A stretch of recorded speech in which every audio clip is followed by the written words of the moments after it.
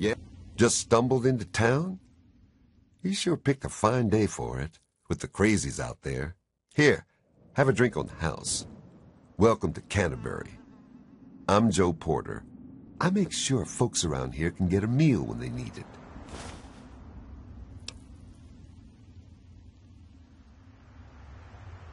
We do our best. Well, Dom and Ro do their best. I just make sure they've got enough food so they can keep on doing their best. You ever find yourself starving around here, drop by Dot's Diner. We don't charge much, but don't expect any more freebies. You mean apart from having cheesy names? Actually, I think I might know something useful. One of the traders told me she sounded like a girl he used to know. Girl's whole family was wiped out by ants, not long before she showed up here. But they never found any trace of her body. Said her name was Tanya Kristoff. That might just be our little antagonizer.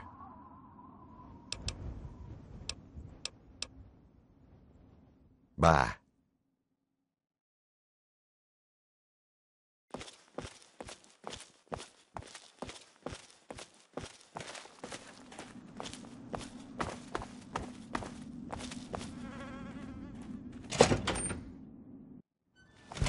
Yes? Hi. Oh man, did you see it? Did you see it? The antagonizer was all like, "Fear me!" But the mechanist was all, "Stop, evildoer!" The antagonizer, she's this evil supervillain who's trying to wipe out humans with her ants. And the mechanist protects us with his robots. And when they fight in town, it's incredible!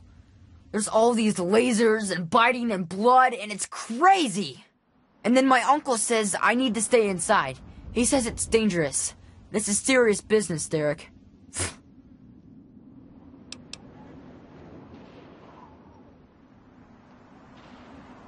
You think they're neat too, huh?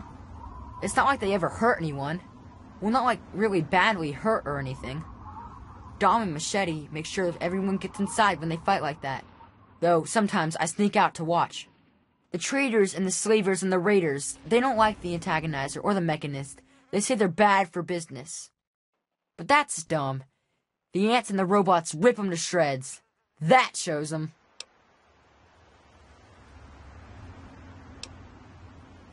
You mean the superheroes? Yeah, I'll try to watch all of their fights.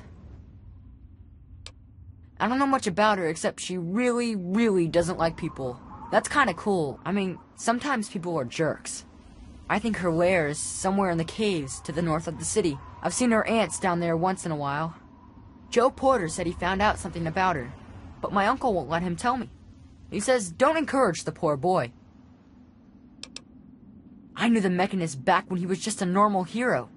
He used to be called Scott. Then he fixed up stuff around town.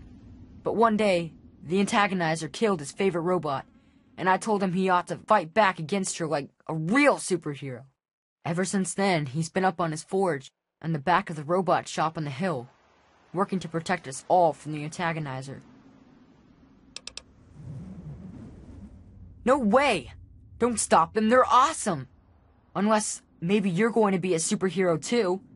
You could be called Super Humongous and fight them with an army of Super Mutants!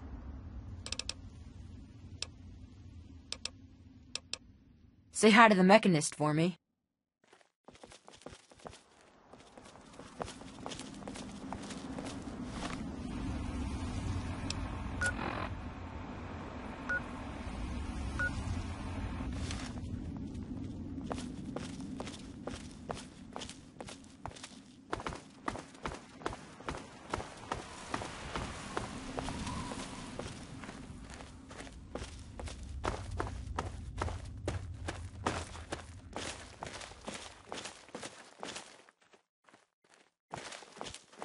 Good to see you.